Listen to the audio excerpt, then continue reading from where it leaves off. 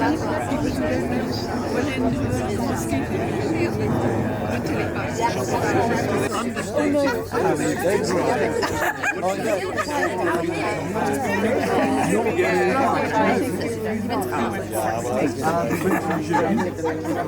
a very warm welcome to everybody. It's so nice to see so many of you coming for the launch of the Georgina Mace Center for the Living Planet. We've got even people coming from the US today, so it's really very nice. And so today we're going to do two things. Of course, we have the launch of the center officially, but also we want this to be a celebration of Georgina's career. Georgina was working here from 2006 to 2012. She was the director of the NERC Center for Population Biology, just over there. And it's actually the building where now we host this new center. She was, adored by everybody here as a colleague. She was an incredible person. She helped so many people over her career. And actually, I knew her when I was at Kew before I moved here, and about 22 years ago. And then, like many other people, she gave me the job here. She was on the panel. And of course, I got to know her a lot more and realized I was an incredible personality she was. We'll hear about her science and the impact that it has, which was obviously enormous. And then we'll just a few words about the format. So what we think we're going to do, we're going to have two short introductions, and then we have Sir John Norton to give the keynote address, and obviously we'll hear more about the reason why and what happened here. And then we've got two very close friends and colleagues from her who are going to say a few words, and finally her husband Rod will also say a few words, and then we'll move somewhere else for drinks and canapé.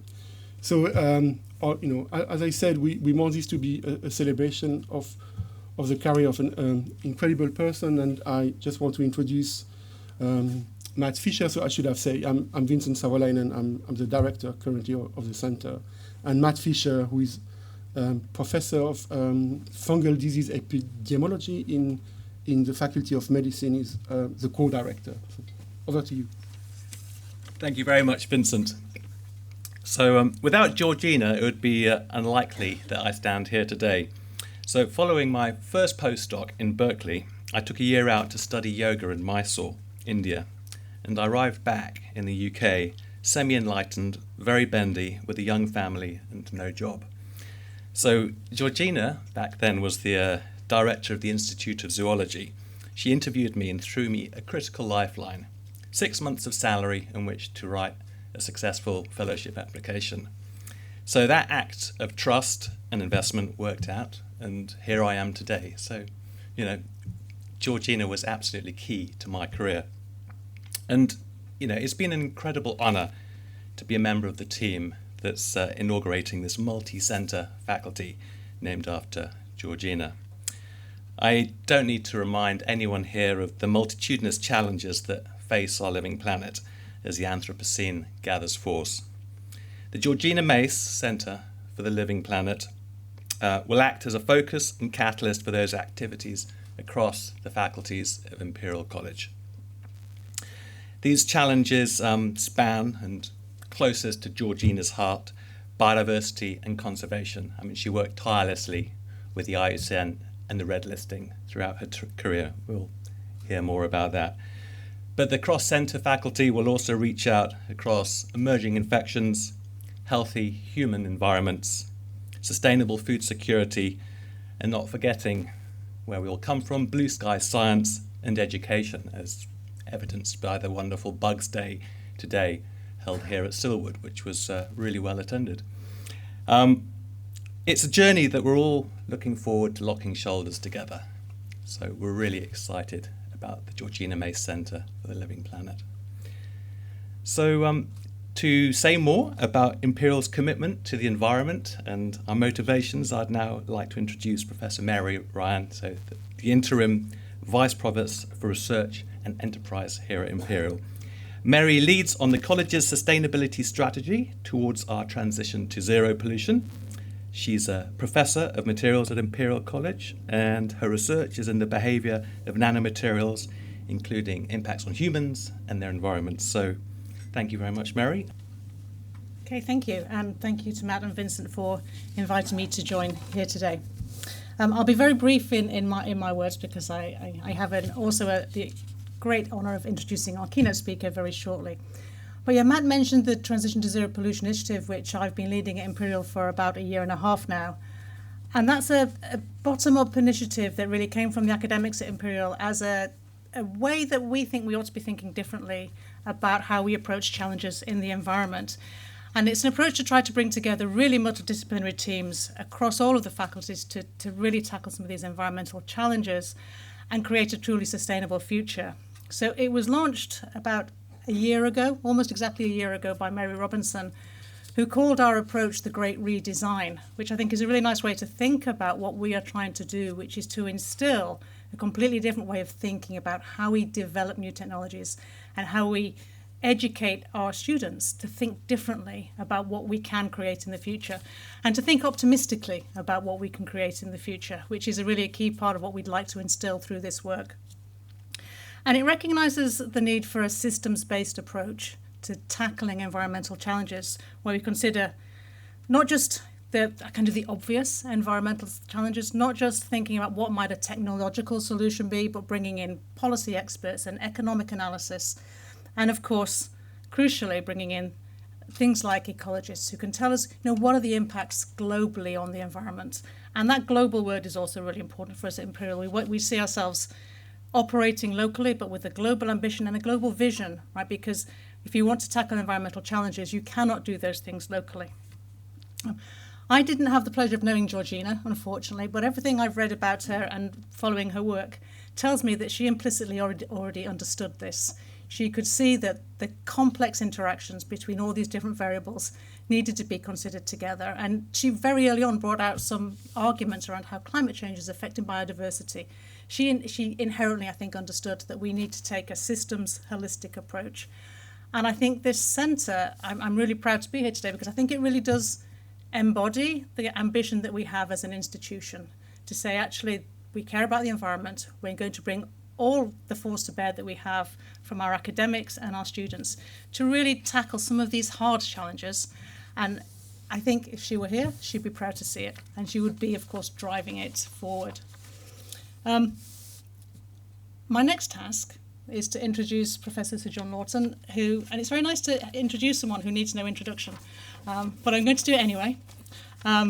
So Sir John is currently the patron of the Chartered Institution of Ecology and Environmental Management, the patron of the National Biodiversity Network, the president of the Yorkshire Wildlife Trust, the vice president of the Royal Society for Protection of Birds, and he's a past president of the British Ecological Society, as well as past chief executive of the Natural Environmental Research Council. So he still, I think, has a little bit of spare time to join us today. What's more important, I think, though, is that Sir John is a long-term colleague and friend of Imperial College. He founded and was the first director of the NERC Centre for Population Biology here at Silwood Park, a position which Georgina then held until 2012, and the building now hosts the centre. So it's my pleasure to invite Sir John to come and share some words with us. He's going to talk to us about Georgina and making space for nature. Thank you. Thank you for those kind words. This is both a considerable challenge and a great honour, and thank you for asking me. And the brief I was given was actually depressingly simple. Just talk for 30 minutes with topics of your choice, including some big science relevant to your own career and aspirations, and of course about Georgina. And the only problem with that is I haven't done any big science for at least 20 years. And to sort of paraphrase somebody who was very closely involved with the field station, who said he was going to come back and do science after he left a big job, thereby setting the subject back 20 years. And I don't intend to do that. What I am going to talk about is some of the work I've been doing, particularly at the science policy interface between conservation science and the policy of conservation primarily in this country, but also across Europe. And I'm not going to cover by any means everything that Georgina did in a very productive life, but I'm going to talk about how our careers overlapped from time to time and what an influence she had on what I was trying to do, and I hope I was able to help her with some of the things she was wanting to do, and I hope that she would approve. Now, globally, we know that more than 32,000 species of animals and plants are threatened with extinction. We know that because the International Union for the Conservation of Nature, IUCN, tells us it's so. And they know that because of the internationally agreed standards called the Red List. And we know that because Georgina invented it. The Red List had existed as a conservation tool since about 1964, but it was largely subjective. It was a largely subjective beauty contest for charismatic megafauna. And in 1987, Georgina was asked to sort it out. It was frankly a very unexpected choice. She was a very young, relatively unknown conservation scientist. And there were a lot of people influential in the conservation movement. For I am told anecdotally Sir Peter Scott, Max Nicholson, who were really very unhappy with the appointment and very unhappy with what she was proposing to do, because they loved charismatic megafauna. The key paper, the seminal paper, was one she wrote with a colleague called Russ Landy, where they proposed 3 objective levels of how endangered a species was. Was it critically endangered? Was it just endangered, which is not quite so bad? Or was it vulnerable, and then below that, species that were not endangered at all? Reflecting basically a decreasing probability of a population of an organism going completely extinct within a certain defined time period. And they did that using rigorous population data, population size, the degree of habitat loss, and population trends. And their proposals were adopted, in the teeth of opposition from people who love charismatic megafauna, by IUCN in 1996. There are very few scientists who can put their hand on their heart and say they played the defining role in establishing a globally agreed standard used by all nations. There are very few scientists who can say that, and Georgina is one. It was a brilliant achievement. It combines politics, policy, and population biology, which are the 3 hallmarks of what Gina was brilliant at. And it really covered all the things that she did from then on in the future. Now, I moved to Silwood, as has been said, in 1989 to set up the Centre for Population Biology. And although I knew about the redefined Red List and I knew about Georgina's efforts to update it and so on, I don't, even though she was in the vicinity, I don't actually ever remember meeting her. I'll be quite honest. I must have done, but I don't actually remember it. But it wasn't until at the end of 1999, when she persuaded me, so she knew who I was, to along with 16 other people, to join her in a correspondence to Nature, which is the first serious interaction that I had with her. And it was ostensibly about the huge amount of wasted effort that was going on globally then in the conservation movements by duplication of effort. There were all these bodies, people who specialised in birds, people who specialised in mammals, people who specialised in creepy crawlies, all doing things, trying to raise money for their bit of biodiversity. And there was a huge amount of duplication of effort going on. And the letter to nature was to say we really need to stop wasting time doing that and agree to work together. But hidden in it, or cryptically in it, is this very small paragraph, which I remember asking her why it was there, and she said, oh, well, it needs saying. That prioritising for the conservation of species largely fails to address the conservation of key ecological and evolutionary processes which maintain them. That doesn't sound very radical, but actually, if you're into charismatic megafauna, it was terribly radical because you cared about elephants, but not the place they lived. And we'll come back to that in a moment, so we'll return to that.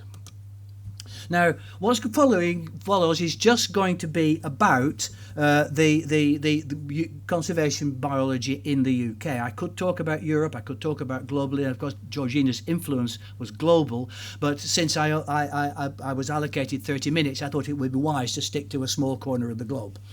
And I'm going to talk about terrestrial and freshwater habitats, and I'm not going to talk about marine habitats.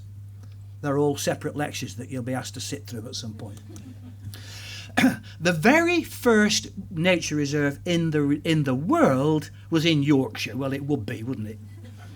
It was established in 1821 by a man called Charles Waterton, of whom we know very little. And we know and the nature reserve was surrounded by a huge wall to keep people out, which is, of course, not what you would want to do now, and presumably it stops species moving in. And we have no idea what happened to it. It basically fizzled out. But that was the first designated official nature reserve, privately owned, of course, in the world. And nothing else appears to have happened until the early years of the 20th century. And what I'm going to do now is give you a very quick potted history of nature conservation, making space for nature, if you like, in the UK from the early years of the 20th century right through to where we are now. It comes in 4 phases, and the dates are along the top there. So phase 1, basically the establishment of nature reserves, the conservation of sites that are important for wildlife, or people thought they were important for wildlife, started in the early 1900s. And that goes on. We still designate nature reserve sites. There was a period starting in about the 1950s in which people suddenly realised that they could modify and recreate and create new habitats within existing reserves. And I'm not going to say anything about that, but for those of you who know about it, the scrape at Minsmere, the RSPB reserve at Minsmere, is a classic example. Phase 3 was the deliberate creation of new habitats, not just restoration, but the deliberate creation of completely new habitats that are similar to ones that we are identical in the longer run to ones that we'd lost. And that really dates from the late 1985, 1990s. And I am going to say quite a lot about that. And then you enter the phase of the new, trendy, all singing, all dancing, rewilding debate, which has actually been ongoing since at least 2000 and at least 20 years, but is suddenly and now really capturing the people's imagination. And as I said, the dates are approximate, but that sets the stages, and I'm going to work through those stages and look at where Georgina had influence and some of the other things that I'd done during that time, and then finish off by talking about rewilding. So modern nature conservation starts with this quite remarkable man, the Honourable Nathaniel Charles Rothschild. He was an entomologist, he was a visionary, and of course he was a scion of the Rothschild banking family, so he was fabulously wealthy. And he didn't have to work. Well, he did work, but didn't have to earn any money. And in 1912, he convened a meeting at the Natural History Museum in London with 3 friends to formulate the first national, and by which he meant England, the first national strategy for nature conservation in England. Now, Rothschild and his 3 friends identified 182 sites in England worthy of preservation. Those are their exact words. It was not, by modern standards, in any way a particularly objective set of criteria. There were some cracking sites there. There were some very peculiar ones. But they were all important for nature conservation at the time. And there were, and the 182 sites are summarised in a book that was published in 1997. 19 of them, that is just 10%, survive today essentially intact as they were when Rothschild and his friends identified them. 84 of them, about half, still have more than half of their area there, but had lost half their area. 58, about a third, have survived as a tiny remnant of the site that was there when Rothschild and his friends identified it, and 21 have been totally destroyed.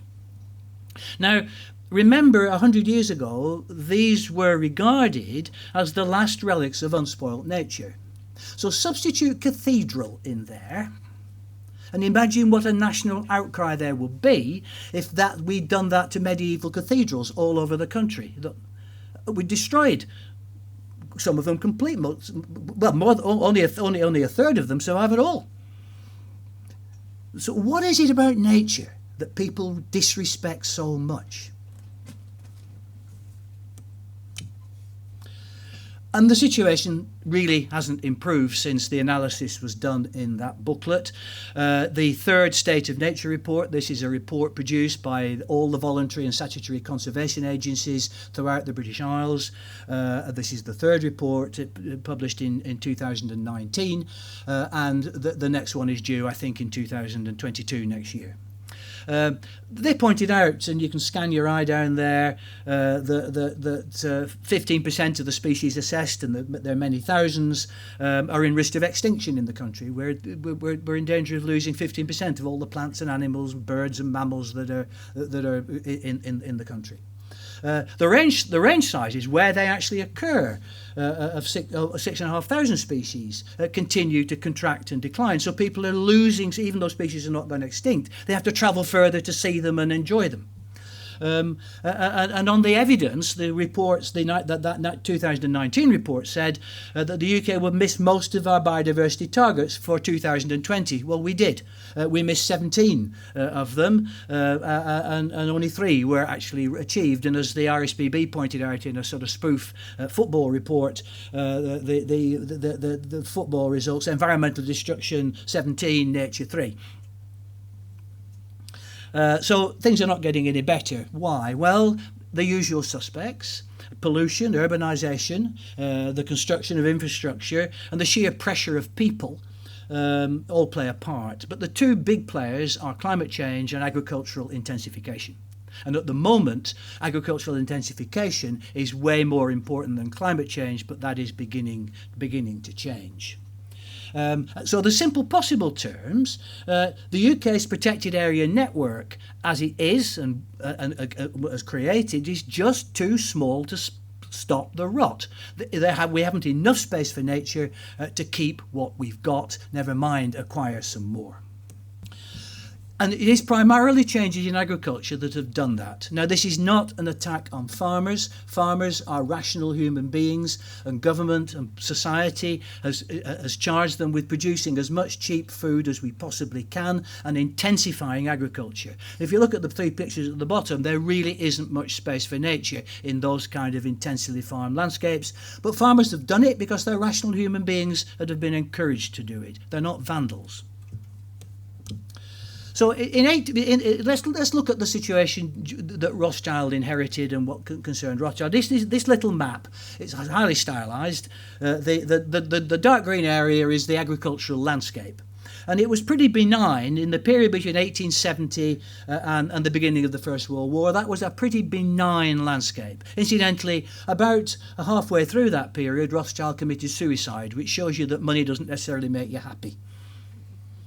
But remember, Rothschild had been concerned about the loss of unspoilt nature and so on. But actually, he was living at a time when the English landscape, in particular, well, the UK landscape, but the English landscape was very, very benign. It was the height of the agricultural depression. Over half of agricultural workers had been lost. There were large areas of uncultivated land, abandoned land, and lots of messy edges. And that meant that the landscape was rich in nature, and towards the beginning of the Second World War remained so. And then between the beginning of the Second World War and 2000, the process of what Ian Newton called the mechanisation and the chemicalisation of agriculture took over, and the landscape in 2000. That same map, same remnant sites looked like that. Much of the agricultural landscape was now extremely hostile to nature. Many of the, but not all the sites that had value for nature were now protected in some form or other, either as local nature reserves or national nature reserves and sites of special scientific interest and so on. So that paradoxically, although during that period from when Rothschild was going to about the beginning of about 2000, although the number of protected sites grew and grew and grew, so the surviving sites became more isolated. They were much smaller than when Rothschild was alive. So actually, although the number of designated sites went up, all that time we were making much less and less and less space for nature. And that's why we have an extinction crisis. So, what do we do about it? Well, conservation in the last few decades has moved from just preserving, hanging on to what we had, to actually restoring and recreating new areas of habitat. And from the early 1990s, there's been a growing effort to actually put nature back into working landscapes by recreating and restoring habitats. Now, there are some habitats you can do that very easily. Reed-bed marshes, wetlands, lakes, heathland, chalk grassland can all be recreated. You can't recreate ancient woodland. Well, you can, but it takes an awfully long time. And limestone pavement, a very long time. So there are some habitats you can't. So this is not a license to trash some habitats, but for a huge number of habitats, we can restore them and recreate them relatively easily. So, and the scale of activity going on now is actually quite remarkable. There is now so much habitat recreation and restoration going on in the UK that we now actually the net bank balance may be increasing. We may actually be creating more habitat than we're destroying, which is the first time that's happened probably for millennia.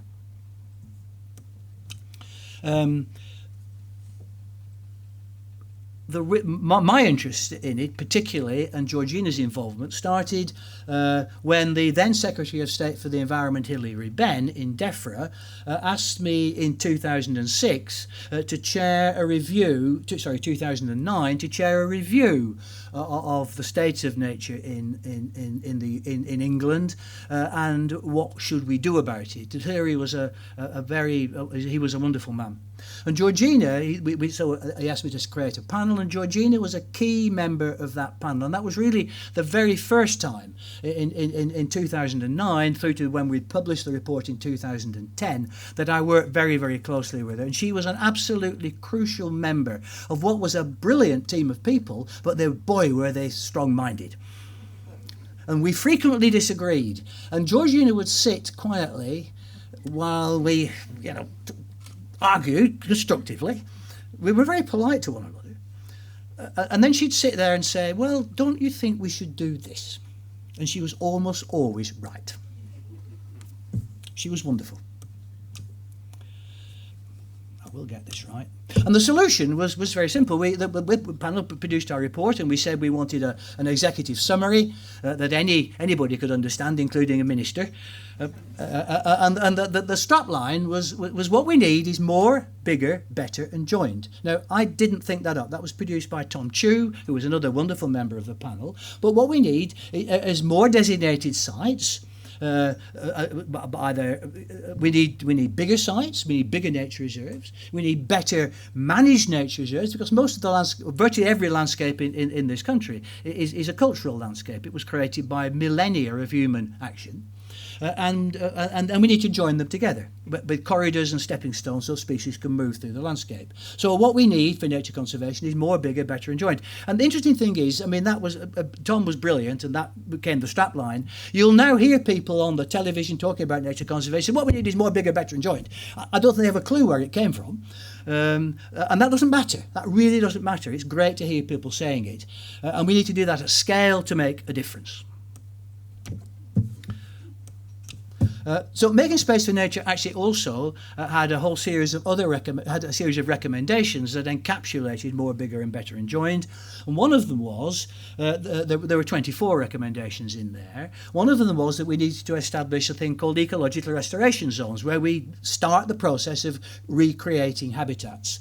And that was the first kind of sort of formal representation to government that we needed to do that. And the important thing is that it recommended a national competition for what became known as nature improvement areas, because the idea was taken into the Natural Environment White Paper, which I'll be saying a little bit about in a minute, and that white paper launched a national competition to create ecological restoration zones that became nature improvement areas. And the idea was nobody's going to impose these. They were consortia of the willing. They were made up. People could bid for money to create a nature improvement area in the area around in the area, sub-county and so on, where they lived. And they involved local authorities, they involved local businesses, they involved landowners, they involved the voluntary conservation sector, they involved Natural England, and so on.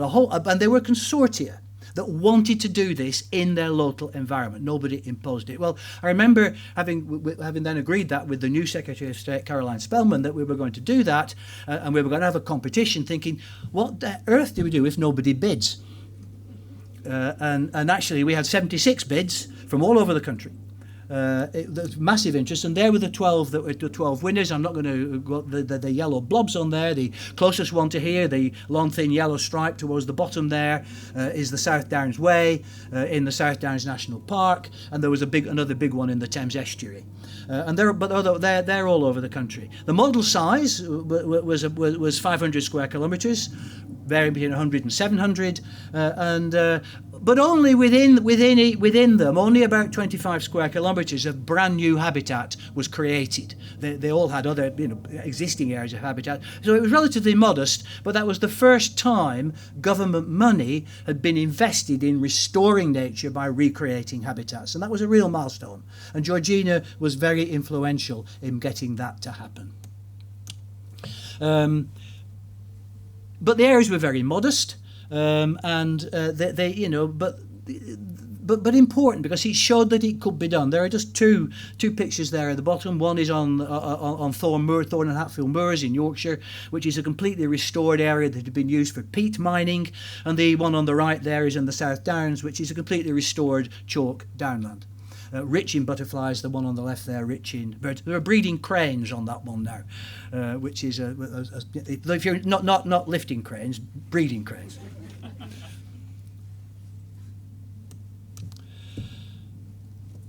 The Making Space for Nature also had other recommendations in it, and it took they came with a really slow burn. I think they were way ahead of their time looking back. For example, we pointed out that more, bigger, better enjoying can be achieved by doing other things that society needs, like clean water, carbon storage, and the prevention of flooding. Now, at the time, they were really radical ideas, because the idea that clean water had anything to do with nature conservation was anathema. It had nothing to do with nature conservation. But when you could drink the stuff, it might be all right for nature, but they were two separate processes. And that is now, of course, absolutely that is government religion, and it's called green infrastructure. The climate crisis and the biodiversity crisis can only be tackled together. We said that 11 years ago. It's taken until the last 2 years for people to begin to wake up to that idea. We argued that farmers and land managers should be paid to deliver societal goods, not subsidised because they own land and grow carrots. And that, again, was a completely radical idea that is now pretty well mainstream in government thinking. And we discussed rewilding, which then at the time was very, very contentious, still is actually, but very much in its infancy, and concluded that rewilding would have a place to play. I don't think we were quite clear what it would be, but actually if you could only rewild in remote areas, and that was what you were going to do for nature conservation, that was separating people from nature, and that wasn't a good idea. So that we needed nature conservation on people's doorsteps as well as rewilding. The white paper, the Making Space for Nature became a cornerstone of the government's white paper, and with the exception of the NIAs, as we shall see in a moment, as typical of government and conservation, I'm sad to say, was long on rhetoric and really very, very skimpy on actual delivery of money. But it has been a slow burn, and the white paper is still the only white paper on the environment. It is still officially government policy, and slowly but slowly we are beginning to pick up a number of those other themes, and they really are becoming mainstream. And they became really mainstream in DEFRA's 25-year environment paper, which was published in January 2018, when Theresa May was Prime Minister. Boy, doesn't that seem a long time ago? Things have gone steadily downhill since then. And it was called A Green Future, our 25-year environment plan for improving the environment. That is still government policy. And the Secretary of State at the time was Michael Gove. Gosh, that's a long time ago too. They had several specific commitments. It said that recognising the unfavourable state of sites of special scientific interest, which are our main conservation sites, we're going to restore 75% of them to favourable condition. We're going to create or restore 5,000 square kilometres. That's 5,000 square kilometres of wildlife-rich habitat. That's in England, and that's a huge area. Outside existing nature reserves. And that was a heck of a commitment. Michael Gove said this according to the Norton principles: more, bigger, better and joint. It is actually vaguely embarrassing when ministers start saying that kind of stuff. But it's quite nice. And then we're going to increase woodland cover in England by 12% by 2060, by planting, one of which we're going to plant the Great Northern Forest, which spreads all the way from Manchester through Leeds to Hull and Newcastle and stuff. And I don't think the ministers had a clue where they were, but they were going to plant a forest there. What I didn't know about was when May and Gove and the government at the time were working up the 25-year environment plan, Georgina was playing an absolutely key role in advising them. And I didn't know that she was doing that until I was checking some things for this lecture. But she obviously had a pretty gentle but convincing argument with them. How much of that will actually be delivered and how fast is still there, is still a moot point. Because we're going through a period of profound change in society, and coming out of the European Union means that we're now setting our own environmental standards. We can do very different things for agriculture and so on. So there really are opportunities, but there are all kinds of problems as well. So there's all kinds of issues that government has said it's going to do. We're going to have environmental land management schemes that pay farmers to deliver environmental goods and services. That's good. But how are you going to reconcile the greenhouse gas produced by agriculture, which is considerable, with other forms of farming? And that's got to be confronted. Farmers have got to stop contributing greenhouse gases to the atmosphere and continue to grow food. And that isn't going to be easy. And I don't see any hint of that in the environmental land management schemes that I've seen discussed. The Great Northern Forest seems to have died before it was planted. There's supposed to be a thing called the Nature for Climate Fund. Will somebody please tell me what it is? There's a Green Recovery Fund, ditto.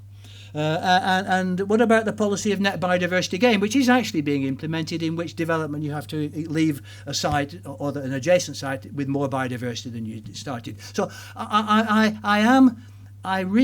think as words, those are wonderful. Ideas, they're great. But the present shambles of a government is great on rhetoric and great on government by slogan and totally hopeless on delivery. So don't hold, as the Beavers are saying, don't hold your breath except underwater. That's the only political comment I'm going to make. Now, what's actually happening, however, is exciting. So government are making the right noises. Don't get me wrong, I think that's great and we can work with that.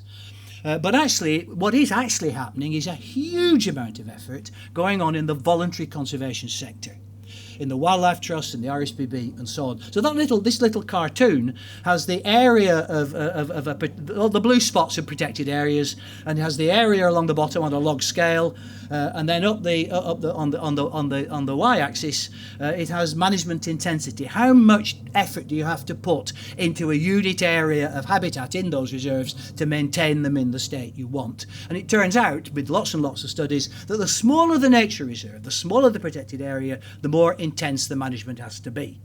So that you end up with a very small nature reserve, let's say a little field for half a dozen orchids that are rare. You end up with a pair of nail scissors cutting the grass around each orchid. And whereas the bigger the site, the less and less interference you have to, less and less human interference you have, and the more the site will look after itself. And there's a huge movement going on in the voluntary conservation sector to move our nature conservation strategy from the top left-hand corner in that diagram down towards the bottom right-hand corner, and that's exciting. Now, I'm not going to just cast your eye down that first list. Those are all the things that are happening at scale in some of the voluntary conservation sector all over the UK. For example, the Wildlife Trusts, which there are 40 odd in the country, are committed to 30% of the land in their counties being good for nature by 2030. The National Trust is putting huge efforts into restoring landscapes on its vast land holdings. The RSPB is doing a huge amount of work. And then there are many, many other smaller initiatives all over the country, of which the photograph at the bottom is a thing called the Three Hags Wood. It's a new wood pasture planted on a farmer's field, a former 10-acre barley field just south of York. And there are farmers doing that with their own money, in their own time, all over the country. And I find it enormously rewarding. And you ask the farmers why he wants to do it, and he said, I just want to. I can afford it. They're a national, but their interesting thing is, despite the huge effort, and it is huge, there is no national register of how much land we're restoring and putting back to nature. We don't know how much we're doing. Some organisations do. The RSPB does, for example. So this is a paper that was published in British Birds a few years ago, and it summarises the work that the RSPB have done between up to about 2015, where they've actually completely recreated 87 square kilometres of wetland habitat all over the country. The biggest is the bottom one there. That's Wallasey Island in the Thames estuary in Essex. That's made entirely out of the spoil that came from Crossrail. You've got to do something with it. Why not make a nature reserve out of it? So again, it's a win-win. And so the 87 square kilometres is just one of the major initiatives. This is another one. If it come on, there we are. I've had the privilege to have been president of the Yorkshire Wildlife Trust, and we have a major programme called the Yorkshire Peat Partnership, in which we're restoring huge areas of eroded peat bog in the Northern Pennines. And it's being paid for by a water company. Primarily, why would a water company pay a naturalist trust to restore peat bogs? Well, it turns out to be 60 times cheaper for the water company to stop brown water getting into their reservoirs, which they've got to treat, than it is to restore a peat bog. So it's a no-brainer. And that's happening all over. The Southwest Waters doing it in Devon and so on. So again, it's a win-win. And we've already restored 300 square kilometres of eroded peat bog in the Northern Pennines with the Yorkshire Peat Partnership.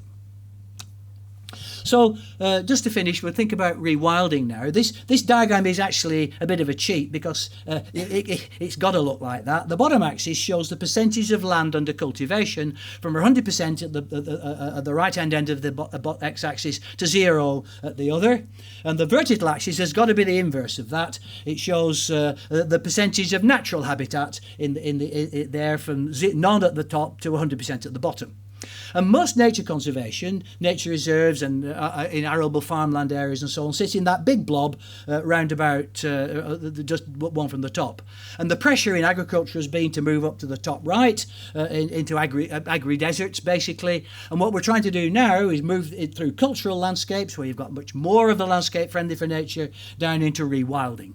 And from Rothschild onwards, we've been moving up to the right, and what we're trying to do now is move down to rewilding and cultural landscapes down to the bottom left. Now, rewilding, or prefer wilding, there isn't actually any agreed definition.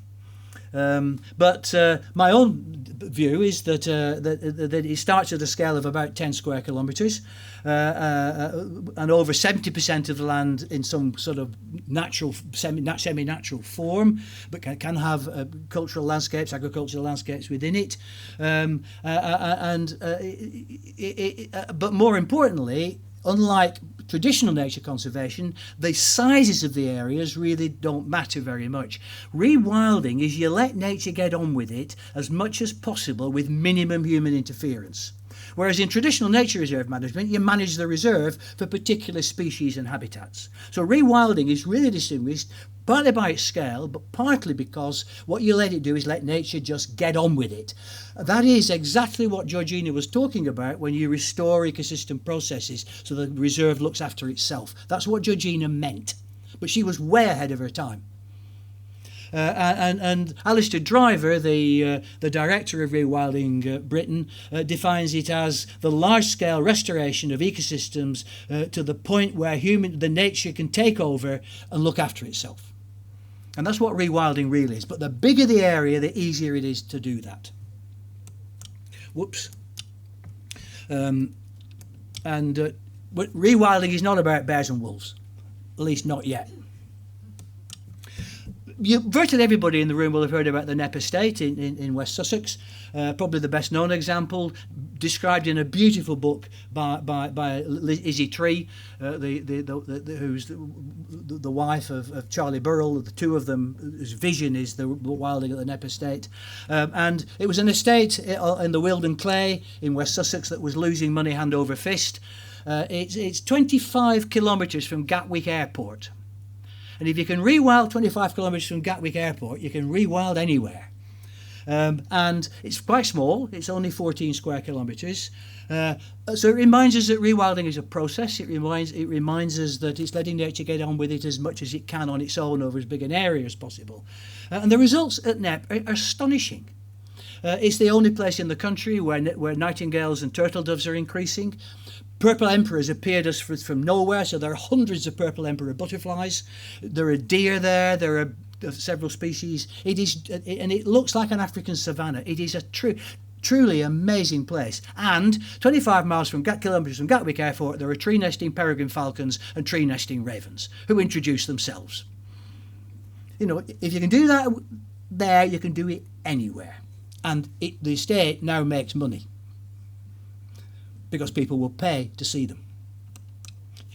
The biggest rewilding project in the UK is this one. It's part of a thing called the Endangered Landscape Programme. It's in the Cairngorms. The pale green in the map of Scotland there is the Cairngorm National Park, which is huge, and the dark green is blown up at the top, and that's the rewilding area for Cairngorm Connect, which is 600 square kilometres of land that was desperately degraded, overgrazed by deer and so on, and is now being completely restored in a massive project in a thing called the Endangered Landscape Programme, which I have the privilege of chairing the board of. And we have projects now like that all over Europe. So that's what we're doing. That's the state where we are now. Some of the things that I've been talking about, Ennerdale, Knepp, the Yorkshire Peak Partnership, YPP are in there, the rest of the Endangered Landscape Programmes. That's the scale at which we're now working. And that's where rewilding sits. And we're making terrific progress in moving from the top left of that diagram down to the bottom right. And that's without any government interference. I'm from the government, I'm here to help kind of stuff. If you can't read that, it says, on the other hand, it's a marvellous example of successful rewilding. And I'd like to think that the lady on the left is Georgina.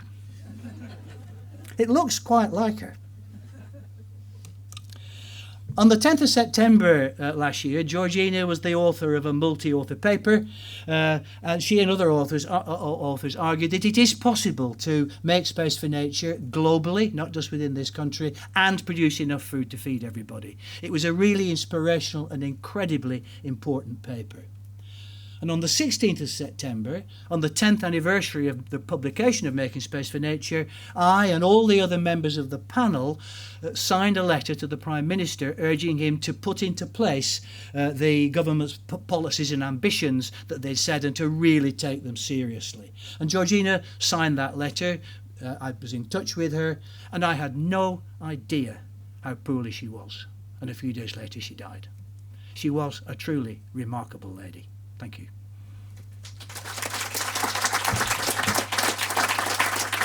Thanks very much, John. That was a fantastic and very fitting tribute. That was really beautiful. And it was really, I think, amazingly encouraging to see how far we've come, but also very thought-provoking to think about how much more we still need to do with these challenges that we face on the living planet. So I'm going to make a brief introduction now to our next couple of speakers who've known Georgina for a very long time. Professors Andy Purvis and Kate Jones here. Andy moved to Silwood in '95 as a research fellow, and he started working with Georgina shortly after that, about a year after, looking at the correlates or traits associated with large mammals and their extinction risk.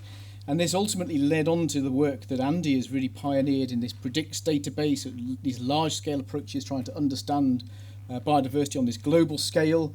And then more recently, Georgina was instrumental in encouraging Andy to be involved in the IPBES programme, a large global scale initiative now looking at biodiversity and ecosystem services across the planet. So touching on some of the points there that John raised. Kate, her relationship with Georgina started a little bit later in 1999. She met her when you were here in the refectory. A few years later, then they sort of more formalised their relationship at the Zoological Society of London, where Kate took up a fellowship there to work with Georgina. And then in 2012, after Georgina moved from Imperial, she crossed the floor to UCL and then set up the new Centre for Biodiversity and Environment Research, which Kate worked alongside her to create that. And Kate herself now is a Professor of Ecology and Biodiversity at UCL. I hope I've got the timelines correct there for both of you. Thanks very much. So, Andy, would you like to go first? Thanks very much indeed, Guy, for that introduction, and thank you for the privilege of speaking here. Yeah, I arrived here in 1995 for the first time, so I remember when all this was almost exactly the same as it is now. So, Professor Dame Georgina Mace, DBE, FRS, didn't much like being called that at all. Titles didn't really mean a lot to her. She wanted her work to make a difference, and as John articulated wonderfully in his great lecture, it really did. And John went into quite a lot of detail in some of those areas. I'm just going to pick up on a couple of others. So she'd started out as a population geneticist, looking at how you could manage small captive and wild populations in such a way that they wouldn't lose their genetic diversity and they could have a long-term future. And it was that interest in the viability of small populations that led her, together with Russ Landy, to develop the IUCN Red List framework. And John mentioned how important that work has been. He didn't mention that she took that role on against the advice of her elders and betters because she thought it needed doing. She thought it was important. And although she could see it was hard, and she could see that it wasn't going to lend itself to succinct, watertight formulae, equations, arguments, it had to be done. And so she thought she'd give it a try. So it was wonderful that that was the work that was front and centre in the sort of citation for her fellowship of the Royal Society. Because, yeah, it was a completely uncynical career move that was very typical of Georgina. And the result has saved species from extinction. And it's done more than that as well. It made it possible for the first time to get some kind of objective, consistent view of the global state of nature. And that was really important because the Convention on Biological Diversity had set the target of reducing significantly the rate of global biodiversity loss by 2010. And as Georgina and others pointed out, this was something of a challenge because we had no idea what that rate was. we hadn't got a measure of it. We hadn't got any way of measuring it. The indicators that were out there were still in early stages of development, needed work, and there was nothing that was massively consistent yet. So she worked together with others to turn the red list assessments from a snapshot into a movie with the development of the red list index. And she also supported a lot the development of the Living Planet Index, and those were the first two global indicators that were deemed fit for purpose. And they showed that we weren't going to get to the 2010 target, and indeed we didn't. So the next thing, clearly looking at how to stop small populations dying out, wasn't going to be enough. It needed, as John was saying, more focus in the matrix, not just the small populations, but moving more into the interstices, nature and people where they're interacting. A more holistic approach than just population biology. A more holistic approach than just ecosystem biology, but also socio-economic systems. And so she did more than almost anybody to build bridges between those disciplines through work on the Millennium Ecosystem Assessment, through work developing the conceptual framework of the UK's groundbreaking National Ecosystems Assessment, as well as work in things like the Norton report. She fundamentally changed the way that very many researchers think about the links between nature, people, and economies. And for all that her work on the Red List has been massively influential and is what she's still best known for, I suspect that some of her most recent papers will turn out to actually have been even more influential and made more of a difference. If we do bend the curve of biodiversity loss, a term incidentally that Georgina coined, then a lot of the credit will be down to her work. She has armed us with the best tools we could have at this point. It's up to us to do what we can with them. So her work has undoubtedly made a difference. But also I just want to emphasise that the way she did that work has made an absolutely enormous difference too. She was obviously, as John's mentioned, just ridiculously bright and always brought total clarity of thought to any problem that she focused on. But she did all of that without any obvious ego, without ever pulling rank on anybody ever, without ever simply asserting a point of view and being unwilling to discuss it, with immense patience. An environmental economist friend of mine who met her in the Natural Capital Committee told me about the time he started explaining the concept of it being difficult to measure biodiversity to Georgina because he didn't know who she was, and she was very, very good about it, which only added to his mortification when he later found out who he'd actually been talking to. And also with the most amazing and the driest sense of humour imaginable. I was lucky enough to work closely with Georgina for 10 years or so, and I've never had as much fun or been as stretched and had my science improved as much.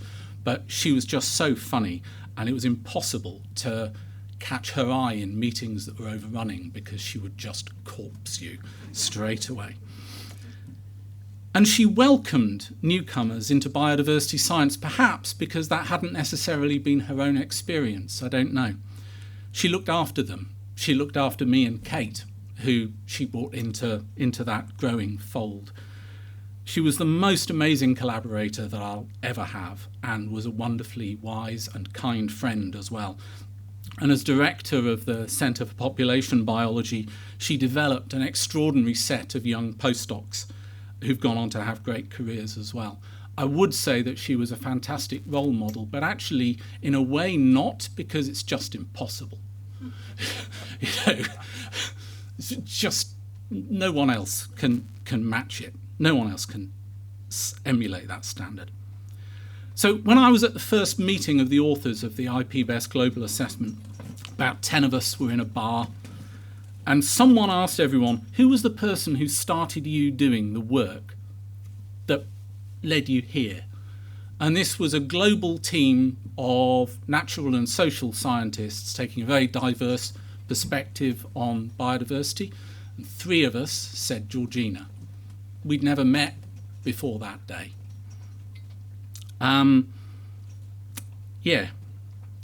So she's shown, I think, that by moving outwards from population biology and by bringing people together, then, joined is better. Joined is bigger. Joined is more. You can do even more important science that helps nature and people, and you can have a blast doing it as well. So it's a real pleasure and a real privilege to see the old Centre for Population Biology here re-emerge as the Georgina Mace Centre for the Living Planet. Thank you. Thanks very much, Guy, for the introduction, and Vincent and Matt for the invitation to come and chat to you and offer a few words about Georgina to this group at the opening of the centre today. So it actually feels really strange having an in-person discussion with people.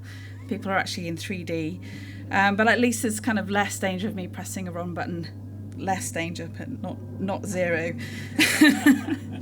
So as Guy kind of pointed out at the beginning, although I knew Georgina as a PhD student, I didn't really properly meet and talk with her until I was working as a postdoc here in 1999 for Andy, actually. So we're only just about speaking now. So that was a lot. That was a really interesting experience to meet her. And as Guy said, it was just over there in the refectory.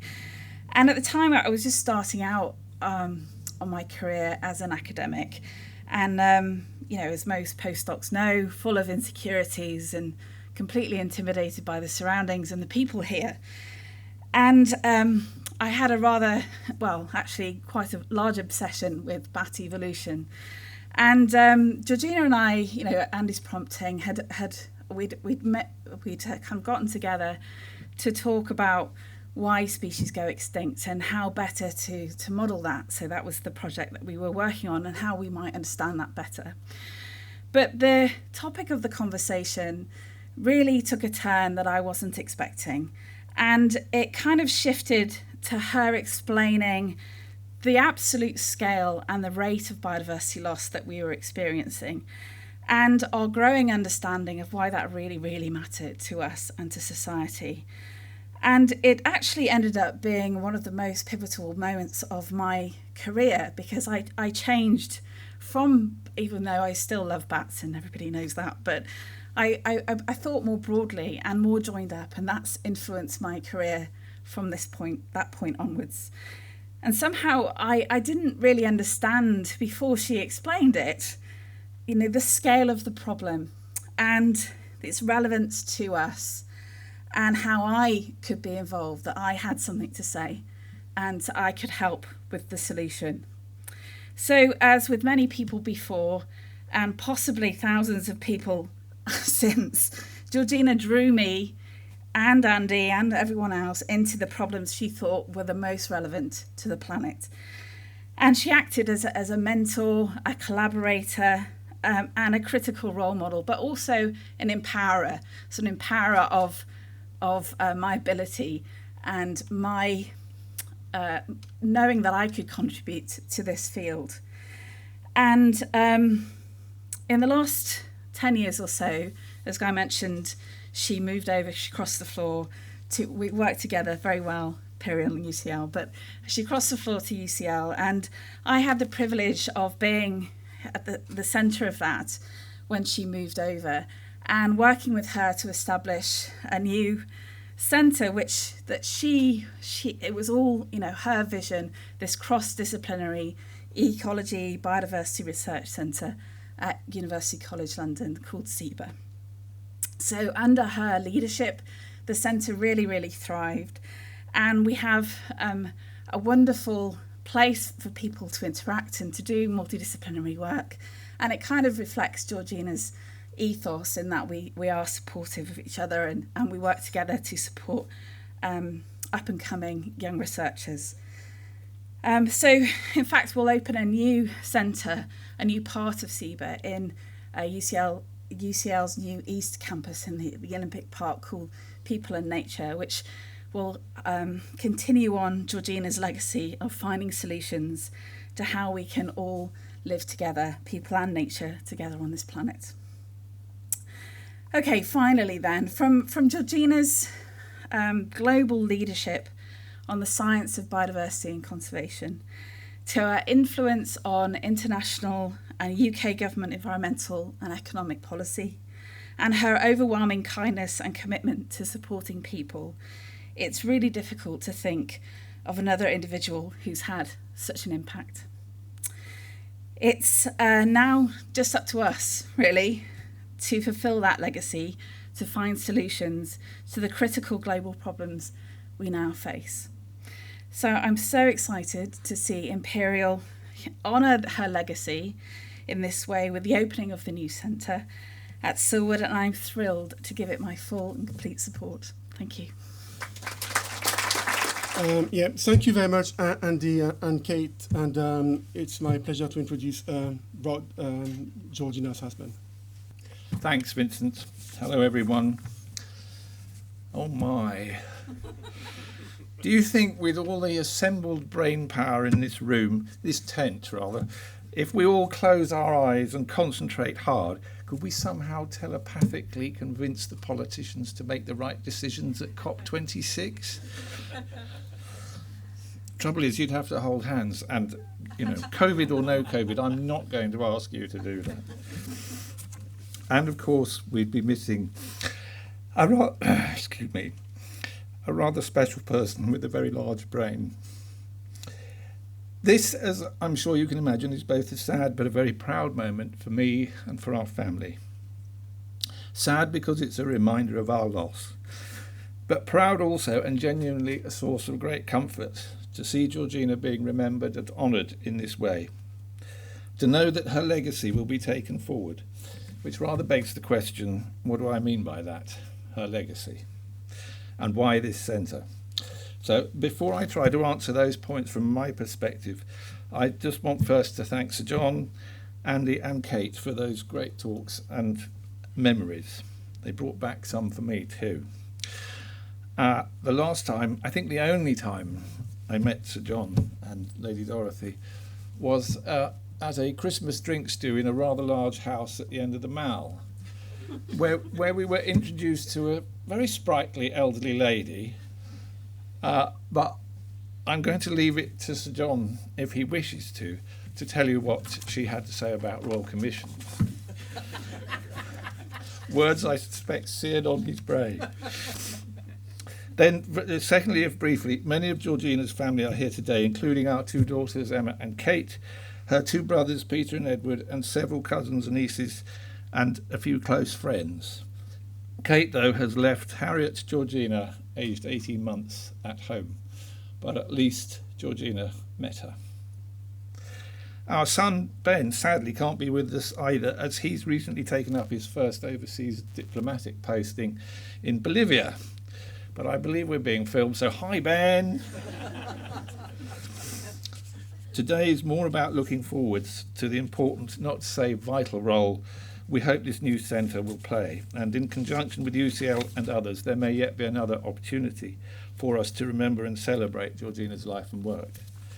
But you could hardly expect me not to say at least a few words about her and our lives together. So it's now almost 40 years since I first met Professor Dame Georgina Mace, DBE, FRS, echoing Andy, except of course she was none of those things then. I've said more about that and the personal aspects elsewhere, but as those titles and letters imply, and as others here may well know, over the years, put simply, she grew and went on growing in her aspirations, endeavours and achievements. Travelling alongside her, not to mention having a career of my own and between us bringing up 3 children, it was easy almost to take for granted the latest paper in Nature, the endless invitations to conferences and meetings, the latest award or honorary degree, the new trusteeship or committee membership, But going through a recently found CV, the enormity of her achievements and her contribution to the cause, as I call it, became fully apparent. It runs to 7 pages, is far from comprehensive, and names only a handful of the 178 publications listed in July 2019, with incidentally over 17,000 citations. Now, that might not sound a lot to Sir John, but it sounds like a heck of a lot to me. And just to summarise the rest as quickly as I can, 2 actual 4 honorary degrees, 21 National Committee memberships, including the Royal Society Council, Natural History Museum and Eden Project trusteeships, the Natural Capital Committee and the Climate Change Adaptation Committee, the last so sadly curtailed. Membership of 20 international committees, including the IUCN Species Survival Commission and, of course, the Red List programme. And while we're on that subject, one thing neither Sir John nor Andy picked up, or mentioned rather, was that by September last year, over 120,000 species had been assessed using for the red lists, using the criteria that she and Russ Landy devised all those years ago, proving, if nothing else, that a gal from Croydon really can change the world. Then some quickfire stuff. Service on Research Review Assessments 11, Editorial Boards 5, Peer Review for Journals 11, Research Working Groups 16, including the Millennium Ecosystem Assessment, 37 International Conference, Plenary and Public Lectures, and 15 PhD students supervised, including one Jonathan Bailey, I think, and the sadly late Ben Collin. 21 honours and awards, including the International Cosmos Prize, the Heineken Prize for Environmental Sciences, and the BBVA Frontiers in Knowledge Award. Funny I should pick up on those 3. Some of you will guess why. What you may not know is that the proceeds from the BBVA Awards were immediately donated to support 2 studentships for the Biome Health Research Project at SEBA. And if you didn't know that, the reason is that she probably didn't tell anyone unless they actually needed to know.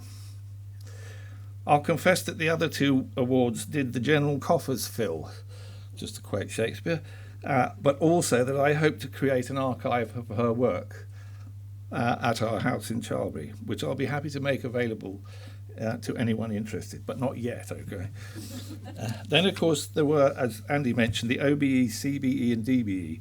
These she saw as acknowledging not just her own work, but that of all the people she worked with and collaborated with. And she accepted them mainly because of their potential usefulness to the cause. Despite some misgivings, particularly over the continued reference to empire, as she put it, what was to be gained by turning them down privately? Now, did I mention SEBA just now? We've heard from Kate about that. The Centre for Biodiversity and Environmental Research, that is, based at another London institution, of which she became the founding director in 2012.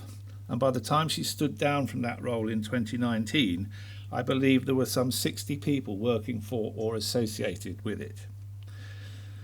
An amazing achievement in itself, especially given her slowly deteriorating state of health in those last few years.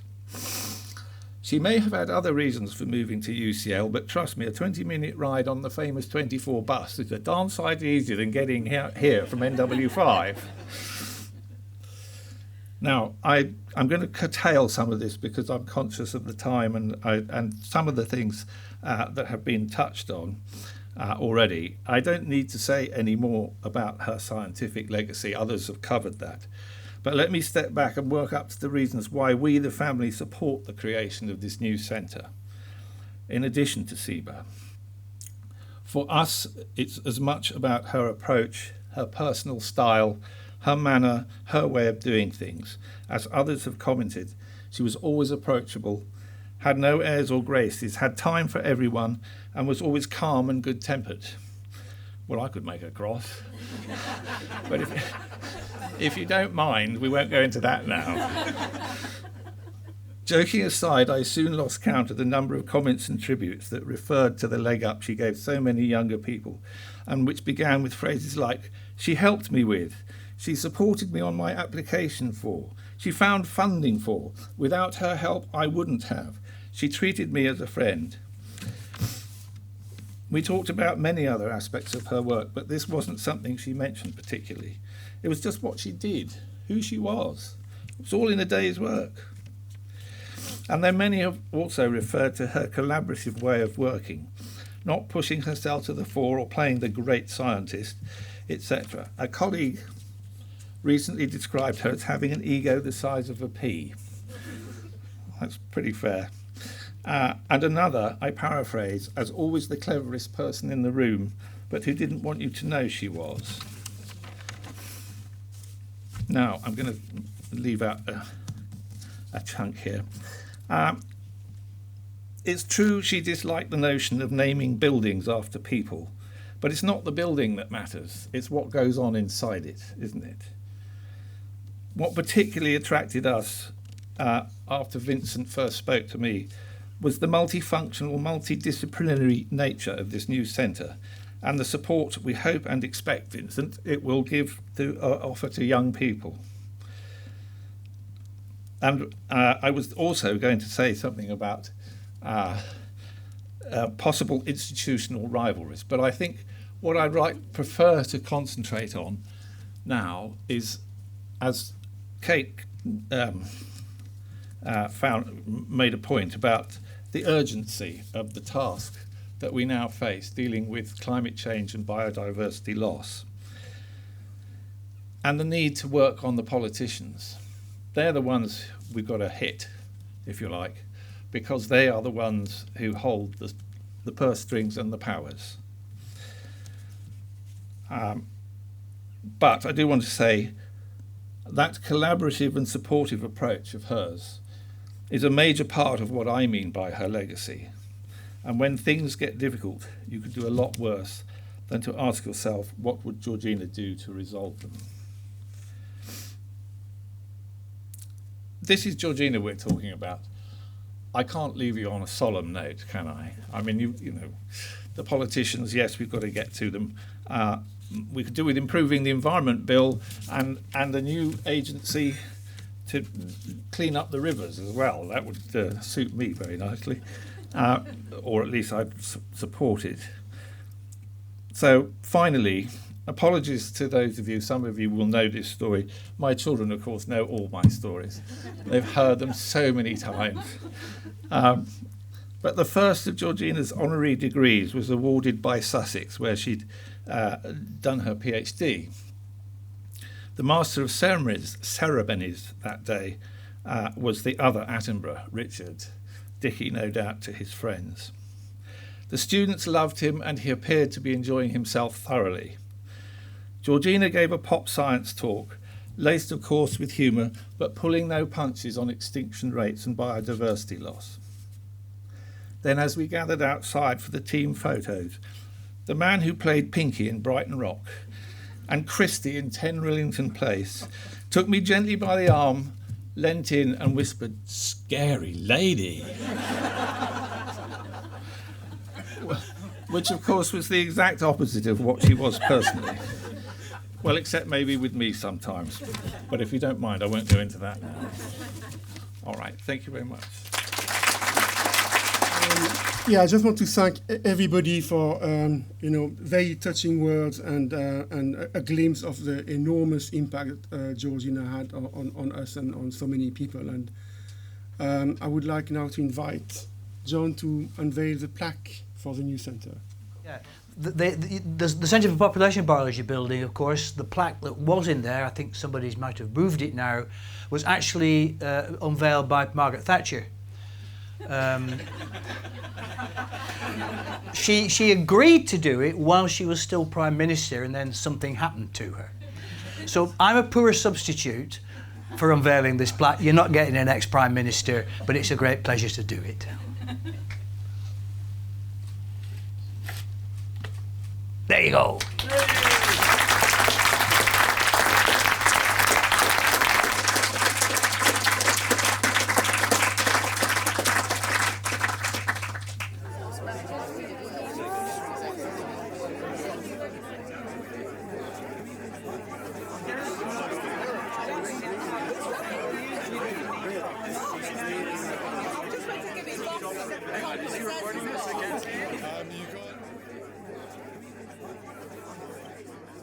It's absolutely vital at the moment to bring together both biology and climate change and to think about the biodiversity challenges that we're facing. She was just a fantastic and fun person to work with, always really sparky, made you feel very welcome and really pushed you to do the best you possibly could, all with a really open and welcoming heart. And we all miss her very, very much. I think it's absolutely crucial that we carry on Georgina's legacy. She was an inspiration to so many people here and to so many young scientists, and as everybody's been saying today, she was such a help to everybody that needed a help. She was so personable, so kind, so generous, and I think that's one of her unique characteristics. The centre is tackling one of the many of the main issues facing humanity and biodiversity now, and trying to highlight not only the science but also communicate that effectively and carry it across to policy. Georgina was absolutely exceptional as a person to work with, because although she was always the brightest person in any room, she wanted her collaborators to work their way to the answer. And so she did this fantastic job of nurturing us through trial and error, where she could see us making mistakes, but knew that we would become better scientists through doing it. And I just learned more from her than from anyone else in my whole career. I just wish that I had learned more. Well, from my point of view, Georgina's legacy is in the IUCN Red Data List. And she very calmly and with superb intellect and beautiful logic and very great determination and simple charm managed to get the whole of the IUCN data list become international policy. It was a brilliant piece of work. How on earth she did it, I have no idea.